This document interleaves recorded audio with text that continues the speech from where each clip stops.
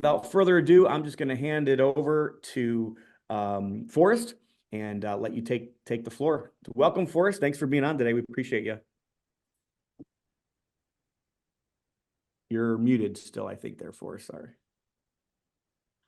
Amelia, do you need to unmute him or you? That's good. I got it now. All right, perfect. Hey, so my name is Forrest, and just wanted to kind of introduce myself and let everybody know why I'm here. Um, from Richmond, Virginia. I've been doing real estate this is my 10th year, so March would be my 11th anniversary of this crazy ride of real estate. But back in, I'll just go ahead and, click things off. I'm going to share my screen real quick and be a good steward of everybody's time. So everybody should be able to see my screen.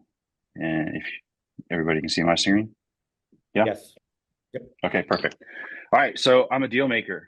That's what I do. Like, Jim alluded to about the lending event in Orlando early next year, right? I'm on both sides of the deal. I like to, create financing. I like to use financing. We take properties as they come to us that I feel is a good opportunity.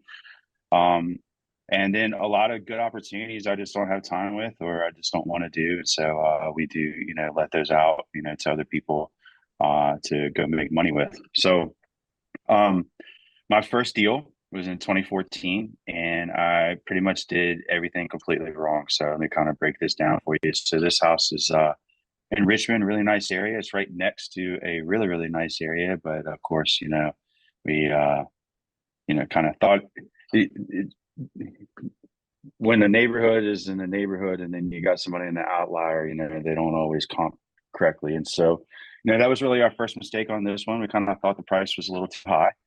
We kind of thought the value was higher than it actually was. And this house, which you don't see, is it has a completely full basement that's finished and sucked, a whole lot of our money away. So the house was way too big. I underestimated the scope of work, overestimated my ability, and decided that I would, do most of this stuff myself. And so, I spent, 6 long months of day in and day out doing slave labor in this house, fixing just about everything from the floors to the ceiling. I decided that, I was going to take my taste, my preferences, and, what I thought would, have sellability into the thing. So I did recessed lights. I did, tile where I probably should have just done, some plank flooring.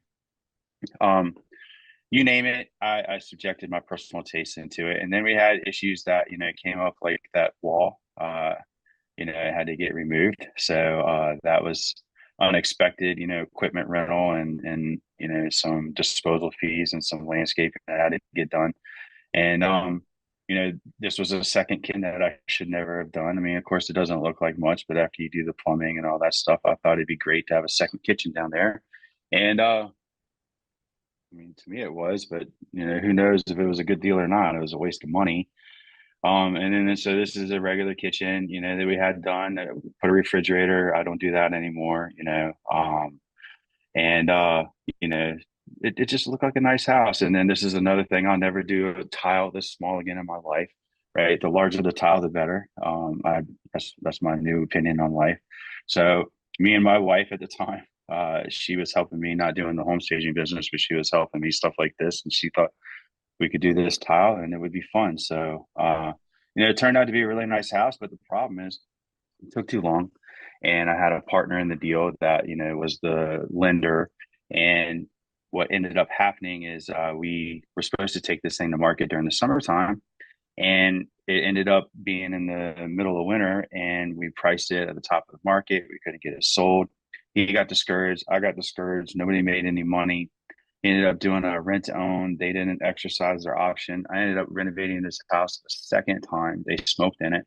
And so we had to repaint the house and get rid of the smoke smell.